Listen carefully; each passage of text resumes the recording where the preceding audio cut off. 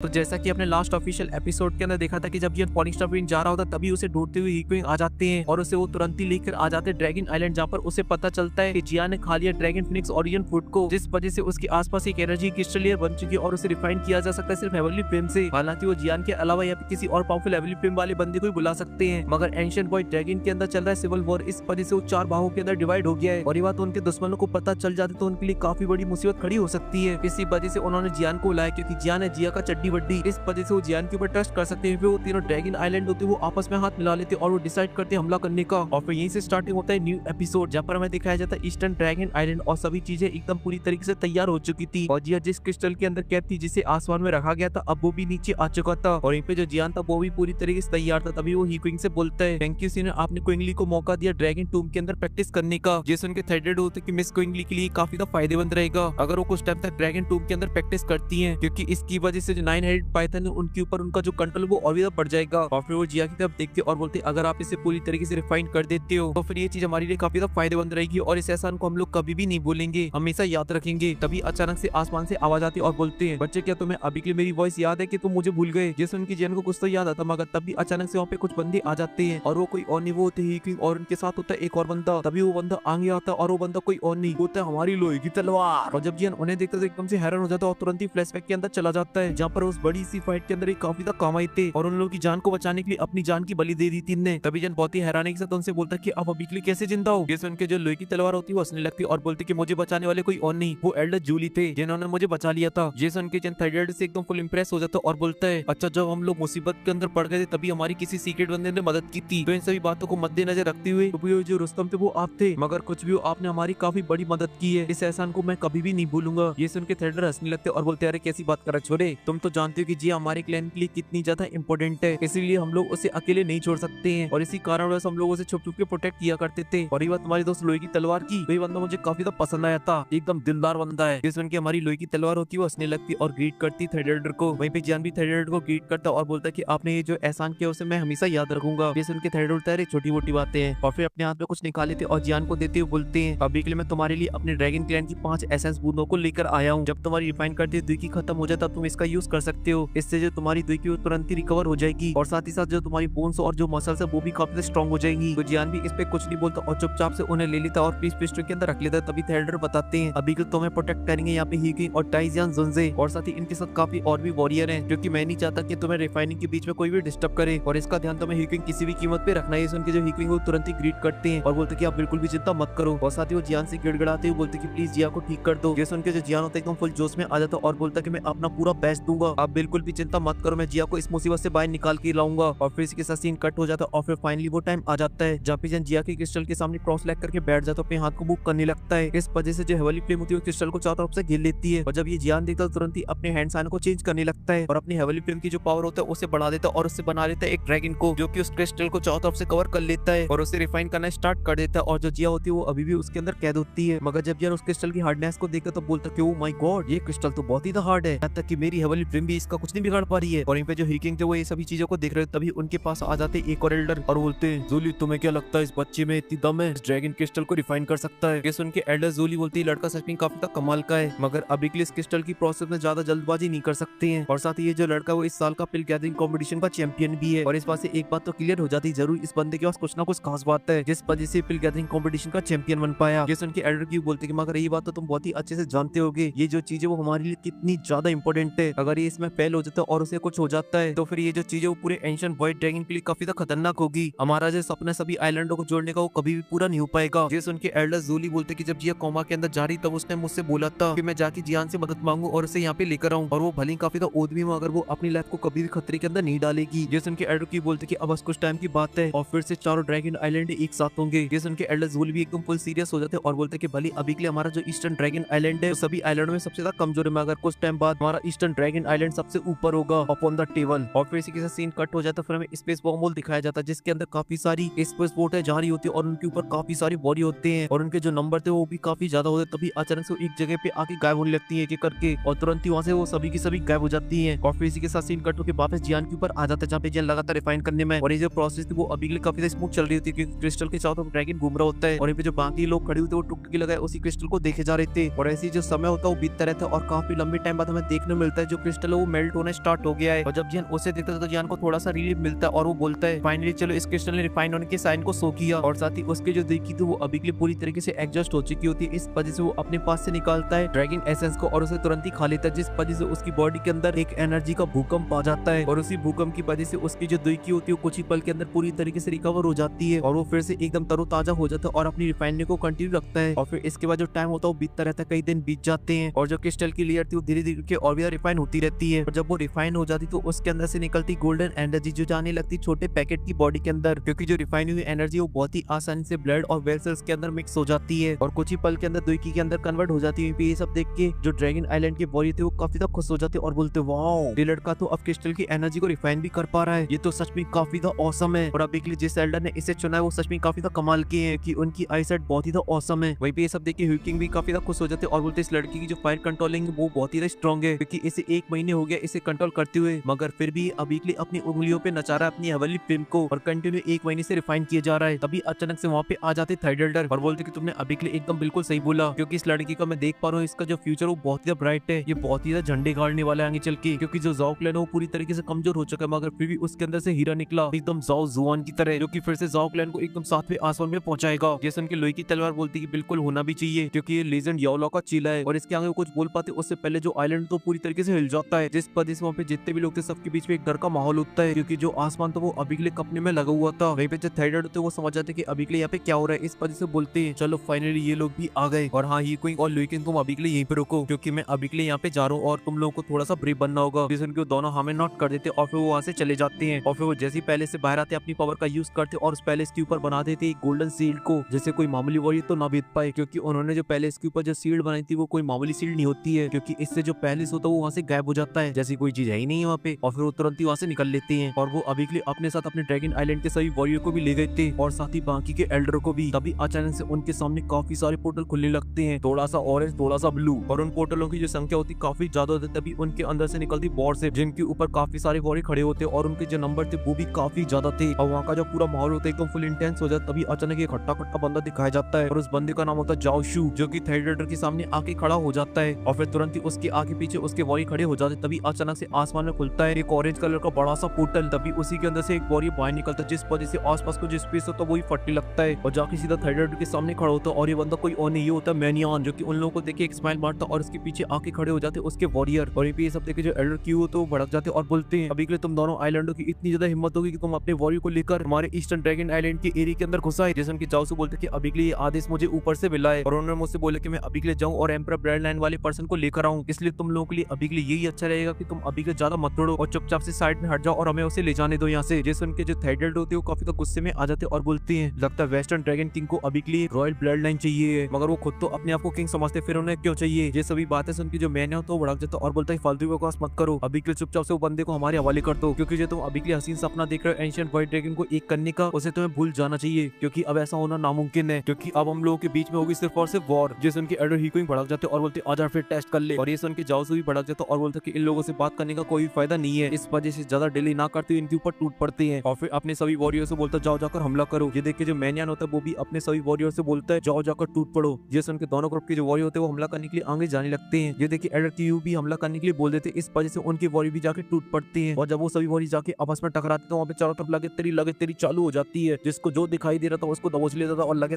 तेरी फुल मचा देता। वहीं पे जो एल्डर क्यू होते वो भी हमला कर देते जाओजू के ऊपर और उन दोनों की जो बीच की फाइट होती है वो काफी खतरनाक होती है, क्योंकि दोनों डाउ शेंग पर हैं, इस वजह से दोनों की जो अटैक होते हैं वो काफी जानलेवा होते हैं और वहाँ पे रह गए थे मैनियन और थर्ड एल्डर। तभी जो मैनियन होता है वो बोलता है जूली तुमसे मिले काफी लंबा टाइम बीत चुका है और मैं देखना चाहता हूँ कि तुमने इन सालों के अंदर कितना ज्यादा इंप्रूव किया है। और इतना बोल दिया जो मैनियन होता है वो अपने पैर को जमीन में मारता है, जिस वजह से आसपास को जो स्पेस होता है उसके चारों तरफ क्रैक्स आने लगते हैं। फिर सब देख के जो थर्ड एल्डर होते हैं वो भी अपनी एनर्जी को रिलीज कर देते हैं, जिस वजह से उनके आसपास को जो स्पेस होता है वो पूरी तरीके से चटक जाता है, क्योंकि इस बैटल के सबसे पावरफुल बंदे ये दोनों ही होते हैं। तभी वो दोनों एक दूसरे के ऊपर हमला करने के लिए जाने लगते हैं, इस वजह से आसपास की स्पेस की धज्जियां उड़ जाती हैं और वॉरियर उनके बीच में आ जाते हैं, उनका कचूमर बन जाता है और जब वो दोनों आपस में जाकर टकराते हैं तो स्पेस के अंदर बड़ी बड़ी क्रैक्स लाइनें आ जाती हैं और साथ ही जो आसपास का स्पेस होता है वो भी एकदम क्रिस्टल की तरह हो जाता है, जैसे कि लेजेंड याओला का व्हाइट क्रिस्टल। मगर वो क्रिस्टल भी इन लोगों की पावर को ज्यादा तक नहीं रोक पाता, वो भी ब्लास्ट कर जाता है और फिर उनके टकराने से जो वेव बाहर निकली होती है उस वजह से आसपास के पहाड़ भी टूटने लगते हैं। मगर उन दोनों को इस बात की कोई भी चिंता नहीं होती, इस वजह से वो कंटिन्यू हमले करे जा रहे होते हैं। आसपास की नदियां वगैरह होती है उनके अंदर भी पानी एकदम दूर दूर तक चल रहा हो, मगर वो दोनों रुकने का नाम नहीं लेते। तभी वो दोनों एक पावरफुल अटैक एक दूसरे पे करते हैं हैं। इस वजह से स्पेस के अंदर बहुत बड़े बड़े क्रैक्स आ जाते हैं। वहाँ का माहौल एकदम फुल बेबी। तभी जो मैंगनियन होता है वो थंडरडो को पीछे ढकेल देता है, अपने आप को स्ट्रेच करते हुए बोलता है, हाँ तुम इन कुछ सालों के अंदर बांगसेंग के अंदर पहुंच चुके हो, तभी इतने उड़ रहे हो। वही पे थंडरडो बोलते तुझे क्या लगा था तो इतनी आसानी से हमारे आइलैंड को हरा देगा। और इतना बोलते हैं एक दूसरे के ऊपर टूट पड़ते और थंडरडो उसके ऊपर कर देती काफी सारे स्लैश अटैकों से हमला। अगर जो मैंगनियन होता है वो खुद में एक तगड़ा बंदा होता है, इस वजह से सभी अटैकों को बहुत ही आसानी से डॉज कर लेता है और साथ ही साथ थंडरडो के करीब चार होता है और अपना एक पंच बनाता है और सीधा थंडरडो में मार देता है। और उसके पंच के अंदर इतनी ज्यादा भयानक एनर्जी होती है जिससे वहाँ पे खड़ी हुई जितने वॉरियर तो तुरंत ही मारे जाते हैं। और जब वो जाके एक पहाड़ से टकरा तो पूरा पहाड़ टूट जाता है। मगर जब उसका इससे भी मन नहीं भरता, जब वो स्पेस से जाके टकराता है स्पेस के अंदर भी बड़े क्रैक्स आ जाते हैं। मगर ये देखे जो थंडरडो तो बिल्कुल भी डरते और बोलते कि जलवे तो हमें भी दिखाने आते हैं। इस वजह से वो भी अपना एक पंच बनाते और मैंगनियन में मार देते हैं। मगर जो मैंगनियन होता है उसे रोक तो लेता है, मगर उसके पीछे का जो स्पेस होता है उसके अंदर बड़े बड़े क्रैक्स आ जाते हैं। और फिर उसके बाद मैंगनियन उन्हें बजाना स्टार्ट करता है, जहाँ पर उन्हें अच्छे से बजाता और एक पहाड़ के अंदर घुसेड़ देता है, जिस वजह से पहाड़ की चारों धूल धूल फैल जाती है। मगर जो मैंगनियन तो वो एक असली जल्लाद होता है, इस वजह से एक बड़े से पत्थर को उठा लेता है और उसे हमला कर देता है सीधा थंडरडो की तरफ। मगर जो थंडरडो तो बिल्कुल भी डरते और अपने दोनों हाथों से अपने दो स्लैश अटैक बनाते और उस पत्थर के ऊपर कर देते हैं, जिस वजह से जो पत्थर होता है दो भाग के अंदर टूट जाता है और फिर जाके हमला कर देते सीधा मैंगनियन के ऊपर। और फिर उन दोनों के बीच में लगातार स्टार्ट हो जाती है। और उन दोनों की जो फाइट थी वो बहुत ही खतरनाक थी, क्योंकि जब भी वो दोनों आपस में टकराते थे उनकी एनर्जी जो बाहर निकलती थी वो बहुत ही खतरनाक थी। आसमान में लट्टू चमकने लगते हैं, लगता है कि बारात आ गई है भाई साहब। वहीं पे जो एल्डर की होते वो भी एकदम फुल फॉर्म के अंदर होते, वो भी लगातार बजा रहे थे। उनको तो जो वॉरियर दिखाई दे रहा था उसको बजा रहे होते हैं, वो तो किसी को भी नहीं छोड़े थे। मगर तभी उनके सामने आ जाता है जाओशू और उनसे बोलते कि अपने लेवल के बंदे से फाइट कर, तो वो बोलते ठीक है कर लेते। और फिर उनके बीच में लगातार चालू, जहाँ पर वो दोनों देखने से एकदम बैल बुद्धि लग रहे होते और एक दूसरे पर लगातार बजा रहे थे। जहाँ पर खासकर एल्डर की जो की बहुत ही पावरफुल अटैक कर रहे थे, इस वजह से जाओशू तो काफी सारे अपने स्लैश अटैक बना के हमला करने लगता है। मगर एल्डर सभी अटैकों से बहुत ही आसानी से बच जाते हैं और उसके पास आते और उसके ऊपर हमला कर देते अपनी तलवार से, जिससे जाओशू रोक तो लेता, मगर जो अटैक था वो काफी ज्यादा पावरफुल था, इस वजह से पीछे के स्पेस के अंदर काफी बड़े बड़े क्रैक्स आ जाते हैं। मगर तभी जाओशू भी अपने भाले से हमला करते हैं, मगर एल्डर सही टाइम पे उसे डॉज कर देते हैं। मगर जो अटैक था वो भी काफी ज्यादा पावरफुल था, क्योंकि एल्डर के पीछे काफी बड़े बड़े स्पेस के अंदर क्रैक्स आ जाते हैं। और फिर जो सीन होता है कटो के क्रिस्टल के ऊपर आ जाता है, जहाँ पे जेन अभी भी लगा हुआ था अपनी फुल एडी से लेके सर तक का जो लगाकर क्रिस्टल को रिफाइन करने में। मगर अभी के लिए उसकी जो हालत थी वो काफी ज्यादा खराब हो चुकी होती है और वो बोलता है बस ये कुछ टाइम बाद ये पूरी तरीके से खत्म होने वाला है, मगर ये जो स्टेप वो काफी ज्यादा इंपॉर्टेंट है। और फिर तुरंत ही हैंडसाइन को चेंज करता है और अपनी हेवली फ्लेम के फ्लो को और ज्यादा बढ़ा देता है, जिस वजह से जो क्रिस्टल के ऊपर जो एनर्जी होती है वो बहुत ही फास्ट तरीके से रिफाइन होने लगती है और जिया की बॉडी के अंदर जाने लगती है। इसी वजह से उसकी हालत में भी काफी ज्यादा इंप्रूव आने लगता है। तभी हमें देखने को मिलता है उसकी जो पलक है अब वो थोड़ा थोड़ा हिलने लगी है और साथ ही उसकी बॉडी में से निकलने लगता है पावरफुल ऑरा, जो कि अब चारों तरफ फैलने लगा है। और ये जो ऑरा वो जिया की पुराने ऑरे से काफी ज्यादा डिफरेंट है। तभी अचानक से उस ऑरे की वजह से जो थंडरडो ने उस पैलेस के ऊपर जो सील बनाई थी वो टूट जाती है और जो पैलेस होता है फिर से अविकल हो जाता है सभी लोगों के सामने। और इस वजह से जो हीकिंग होते हैं वो काफी हैरान हो जाते हैं और बोलते जिया की ऑरे की वजह से जो थंडरडो की फॉर्मेशन बनी थी वो नष्ट हो गई। और फिर वो बाहर के नजारे को देखते और अपने सभी वॉरियर से बोलते हैं अभी के लिए आप लोगों को अपनी एडी से लेकर सर तक का जो लगाना है और इस पैलेस को किसी भी कीमत पे प्रोटेक्ट करना है। जैसे उनके सभी वॉरियर हमें नोट करते और तुरंत ही वहां से चले जाती है। वहीं पे जो जाओ अभी के लिए जो बाकी वॉरियर से फाइट कर रहा था उसकी नजर भी उस पैलेस की एनर्जी के ऊपर पड़ जाती है और बोलते हैं अच्छा तो फिर वो वहाँ पे है। और फिर वो अपने वो कुछ वॉरियर को लेता और तुरंत ही उस पैलेस की तरफ चला जाता है। और वहीं पे जो हीकिंग जो अभी के लिए जियान के ऊपर नजर रख रहे थे उन्हें भी इस बात का एहसास हो जाता है, इस वजह से वो भी उस जगह पे देखने लगते हैं। तभी जाओ होता है उस पैलेस के ऊपर आ जाता है और हमले करने लगता है, जिस वजह से सील्ड के अंदर क्रैक्स आने लगते हैं और तभी वो एक और पावरफुल हमला करता है और जो सील्ड होती है टूट के बिखर जाती है, जैसे कि तुम्हारी क्रैश तुम्हें फ्रेंड जोन कर देती है, तब तुम्हारा दिल टूट के बिखर जाता है। मगर जो हीकिंग थे वो प्ले बॉय होते हैं, इस वजह से अपने वॉरियर से बोलते हैं चलो सील्ड टूट गई है तो क्या हुआ, हम लोग टूट पड़ेंगे उन लोगों के ऊपर। और फिर वो अपने वॉरियर को लेके आ जाते हैं उसके सामने। तभी जाओ उन्हें देख के हंसने लगता और बोलता है हीकिंग तुमसे मिले हुए काफी लंबा टाइम हो चुका है, लेकिन मैं अभी के लिए बहुत ही इंपॉर्टेंट काम से आया हूँ, इस वजह से तुम्हारे उस एम्परर ब्लड लाइन वाले पर्सन को मेरे हवाले कर दो, जिसके बदले मैं तुम्हारी जान को बख्श दूंगा। जैसे उनके हीकिंग उसके ऊपर टूट पड़ते और बोलते कि निकल ले यहाँ से, और उसकी छाती में एक बहुत ही पावरफुल लात जड़ देते, जिस वजह से वहाँ से काफी दूर पीछे खिसको चला जाता है। ये देख के उसकी बॉडी भी हैरान हो जाती है, मगर ये देख के वो भड़क जाता है और बोलता है अपने बॉडी से टूट पड़ो इन कुत्तों के ऊपर। जैसे उनके उसके सभी बॉडी टूट पड़ते हैं, हीकिंग की बॉडी भी टूट पड़ते और दोनों के बीच में लगातार चालू। वहीं पे जो शाओ होता है गुस्से से आबूलो होकर सीधा हीकिंग के ऊपर हमला कर देता है, मगर हीकिंग अभी के लिए थोड़े से गुस्से की मूड में होते हैं, इस वजह से उसमें फिर से लात जड़ देते हैं, इस वजह से वो फिर से पीछे खिसको चला जाता है। मगर अब उसका जो गुस्सा होता है एकदम साथ पे आसमान पे पहुंच जाता है और वो और भी पावरफुल हमले करता है, मगर हीकिंग के सामने वो एक भी काम नहीं आते और उसे बुरी तरीके से बजाने लगते हैं। इस वजह से उसे समझ में आ जाता है कि इस जल्लाद के सामने ना टिक पाएंगे। और यहीं पे जो मैनियन और थंडरडो की जो फाइट होती है एकदम साथ में आसमान पे पहुंच चुकी होती है, जहाँ पर वो दोनों एक दूसरे के ऊपर अपने सबसे पावरफुल अटैक कर रहे होते हैं। जहाँ पे थंडरडो ने हमला कर दिया था अपने ड्रैगन क्लॉ से, जो कि काफी ज्यादा खतरनाक होता है, क्योंकि उसके आसपास का जो स्पेस होता है वो फट रहा होता है। मगर जो मैनियन होता है उसके अटैक से बच जाता है और थोड़ा सा पीछे जाता है और बोलता है तुम अभी के लिए बेमतलब में इस फाइट को लड़ रहे हो, क्योंकि आज यहाँ पे कुछ भी हो जाए मगर हम लोग उस ड्रैगन एम्पर वाले पर्सन को यहाँ से लेकर ही जाएंगे अपने ड्रैगन किंग के पास। ये सभी बातें सुनकर थंडरडो अपने मन में गुस्से से बोलते हैं अभी के लिए इसकी पावर और जो मेरी पावर ऑलमोस्ट सेम है, इस वजह से मैं इसे जल्दी से नहीं हरा सकता हूँ, बस मैं इसे अपने पास रोक के रख सकता हूँ, जैसे जियान के पास नहीं जा जा सकता है। मगर तभी अचानक से वो एकदम से हैरान हो जाता है क्योंकि आसमान से आवाज आती है। लगता है मैं यहाँ पे आने में थोड़ा सा लेट हो चुका हूँ, लेकिन मैंने अभी के लिए यहाँ के मेन शो को बिल्कुल भी मिस नहीं किया है। और इतना बोलते हैं आसमान के अंदर से काफी सारे पोर्टल ओपन होते हैं और उसके अंदर से निकल आती काफी सारी वॉर्स है, जिनके ऊपर भी काफी सारे वॉरियर होते हैं और उनको एक बंदा लीड कर रहा होता है जो कि काफी ज्यादा पावरफुल होता है क्योंकि उसके मुंह भर से ही काफी सारे वॉरियर वहाँ से दूर पीछे खिसके हुए चले जाते हैं। और वो बंदा होता है नॉर्दर्न ड्रैगन आइलैंड का क्विंगियान। जिसे देख के तो थायराइड भी काफी ज्यादा हैरान हो जाता है। तभी वो क्विंगियान बोलता है एल्डर मेंगियन अभी के लिए आप इसे संभालिए। उस एम्पर ब्लड लाइन वाले पर्सन को मैं देखता हूँ। जैसे उनके जो मेंगियन होता है वो अपने वर्डों से कोई भी जवाब नहीं देता, वो देता है अपने एक्शन से, क्योंकि वो सीधा हमला कर देता है जाके सीधा थर्ड एल्डर के ऊपर। और यहाँ पे जो क्विंगियान होता है जिया के पास जाने लगता है और उसके पीछे जितने वॉरियर आते हैं उन्हें टपकाता जाता है। बस वो एक जगह से दूसरी जगह में फ्लैश हो रहा था और लोगों को टपकाता जा रहा था। वहीं पे ये सब देख के जो थर्ड होते तुरंत ही उसे रोकने के लिए जाते हैं, मगर तभी उनके सामने आ जाता मेंगियन और बोलता ना मुन्ना ना हमसे लड़ो। और यहाँ पे क्विंगियान के ऊपर हीक्विंग की भी नजर पड़ जाती तो वो भी उसको रोकने के लिए जाते, मगर तभी उनके सामने आ जाता है जाओ और उनके ऊपर लगे तेरी बजा देता है। और इसी वजह से जो हीक्विंग होते उसके साथ फाइट करने में बिजी हो जाते हैं। जो क्विंगियान होता है वो पहुंच जाता है जिया के पास, जहाँ पर वो जिया को देखता है और बोलता है ये तो छोटी बच्ची है, मगर फिर भी इसका जो ऑरा वो काफी ज्यादा खतरनाक है, मेरी ब्लड लाइन को सप्रेस कर रहा है। मगर तभी अचानक से क्विंगियान के ऊपर साइड से काफी सारी स्पेशल सॉर्ड से हमला हो जाता है। ये देखिए जो क्विंगियान होता है वो अपने पास एक पोर्टल को खोल लेता है और जो सॉर्ड होती है उसके अंदर चली जाती है और जब खत्म हो जाती तो पोर्टल को बंद कर देता। तभी उसके सामने आ जाते हैं लोहे की तलवार और फिर उसके बाद उन्हें डायलॉग जो बंदी के सामने बोलना होता है वो बोलते हैं क्विंगियान से और बोलते हैं ओए तुझे अभी के लिए आगे बढ़ना तो मेरी छाती पे पैर रख के आगे बढ़ना पड़ेगा। जैसे उनके क्विंगियान भड़क जाता और बोलता तुझे क्या अपनी मौत का भय नहीं है, और बस अपने हाथ को मूव करता है जिस वजह से लोहे की तलवार के ऊपर काफी पावरफुल स्पिरिचुअल प्रेशर पड़ने लगता है और वो घुटनों के बल आ जाते हैं। तभी वो उस प्रेशर से बचने के लिए अपने सर के ऊपर काफी सारी स्पिरिचुअल सॉर्डों को बनाने लगते हैं। ये देखिए जो क्विंगियान होते हैं बस थोड़े से हाथ को मूव करता है जिस वजह से लोहे की तलवार वहां से उड़ी हुई चले जाते हैं और जाके एक पत्थर के अंदर घुस जाते हैं। और फिर जो क्विंगियान होता है फ्लैश की तरह चमकता है और जिया के पास पहुंच जाता है और फिर जिया के क्रिस्टल को देखकर बोलता है लगता है कि अभी के लिए छोटी बच्ची ने इस ड्रैगन फिनिक्स ओरिजिनल फूड को एब्सॉर्ब नहीं कर पाया है। तभी अचानक से जिया की बॉडी से काफी पावरफुल प्रेशर बाहर निकलता है जिसे सेंस करती है जो क्विंगियान होता है हैरान हो जाता है और वो तो बहुत ही स्ट्रॉन्ग प्रेशर है। अगर ये ड्रैगन एम्परर ब्लड लाइन मुझे मिल जाती है तो फिर मैं कभी भी इस एंशिएंट व्हाइट ड्रैगन को एक नहीं करूंगा बल्कि इन सभी लोगों को अपनी उंगलियों पे नचाऊंगा। और ये बल्कि उसका जो लालच है तो वो काफी बढ़ जाता है। वहीं पे जो जियान होता है देखता है कि अब थोड़ा सा टाइम और बचा है, इस वजह से वो अपनी हवेली फिल्म को और भी बढ़ा देता है। वहाँ का माहौल एकदम फुल धुआं करने लगता है। तभी जो क्विंगियान होता है बोलता है ओए लड़के तू कौन है और बंद कर अभी के लिए अपनी हवेली फिल्म को। ये सुन के जन बिल्कुल भी नहीं डरता और बोलता है मेरा नाम जियान है और आपसे जितने भी ड्रैगन आइलैंड और वहाँ के जितने भी लोग हैं उनको ऑर्डर मानने होंगे ड्रैगन एम्परर के, लेकिन अभी के लिए आप सभी लोग साथ में मिलकर हमला करने के लिए आए हो एम्परर ब्लड लाइन के ऊपर। क्या आप लोगों को इस बात का डर नहीं कि फ्यूचर में जब ड्रैगन एम्परर जागेंगे तो आपकी इस हरकत के लिए आपको कड़ी सजा मिलेगी। ये सुन के क्विंगियान पहले हंसता और बोलता है ड्रैगन एम्परर काफी लंबे टाइम से मिसिंग है और साथ ही अभी के लिए एंशिएंट व्हाइट ड्रैगन के इतने बुरे दिन नहीं आ गए हैं कि उन्हें एक आउटसाइडर बताएगा कि हम लोग को क्या करना है। और मैं अभी के लिए जानता हूँ कि तुम बस अभी के लिए टाइम को डिले करना चाहते हो, लेकिन अब मैं ज्यादा डिले नहीं होने दूंगा। और फिर अपने एक हाथ को आगे बढ़ाता और जियान के ऊपर स्लैश अटैक कर देता जिस वजह से चारों तरफ धूली धूल हो जाती है। उसे एक पल के लिए लगता है कि जियान मारा गया, मगर तभी अचानक से एकदम से हैरान हो जाता है और बोलता उत्तरी, क्योंकि जो जियान तो उसके सर के ऊपर पहुंच जाता है और इस वजह से क्विंगियान को गुस्सा आ जाता है और बोलता बच्चा अभी के लिए मुझे जादू दिखा रहा है, लेकिन अभी के लिए मैं ऑलरेडी काफी ज्यादा लेट हो चुका हूँ। और फिर तुरंत ही जियान के पास आ जाता है और यूज करता है अपने ड्रैगन क्लॉ को, जो कि काफी ज्यादा पावरफुल हमला होता है। ये देख के हीक्विंग भी तुरंत ही जियान को बचाने के लिए जाने लेते, मगर तभी उनके सामने आ जाता है शाओया और उन्हें पीछे ढके देता और बोलता तुम लेट हो चुके हो। और यहाँ पे जो क्विंगियान तो गुस्से से बोलता कि अब तू मर, और इतना बोल दिखन वो अपने ड्रैगन क्लॉ से जियान को दबोचने वाला होता है। मगर तभी कहानी में आ जाता है टेस्ट, क्योंकि जो छुटकी जिया होती है उसकी बॉडी से निकलने लगती एनर्जी और जो जियान की हवाली फ्लेम होती है वो और भी वायलेंट हो जाती है और क्रिस्टल के आसपास काफी एनर्जी कलेक्ट होने लगती है और इसी एनर्जी से जो क्विंगियान का अटैक होता है वो नष्ट हो जाता है और खुद भी पीछे चला जाता है। और फिर उस क्रिस्टल से निकलती गोल्डन एनर्जी जो जाके सीधा आसमान में टकराती है, जिस वजह से जो पूरा माहौल होता है एकदम बेवी हो जाता है, सोना ही सोना। तभी उस माहौल को एकदम चार चांद लगाने के लिए आसमान से आने लगता है एक ड्रैगन, जो की होता है true ancient white dragon emperor, जिसका जो साइज था वो काफी बड़ा था और उस पिलर को चारों तरफ से कवर कर लेता है और फिर एक जोर की दहाड़ मारता है और उसके पीछे निकल आते हैं उसके विंग्स। वहाँ का जो माहौल होता है तो और भी तो खतरनाक हो जाता है। वही जो पिलर होता है उसकी एनर्जी एक जगह पे कलेक्ट होने लगती है और फिर सीधा शूट हो जाती है क्विंगियान की तरफ।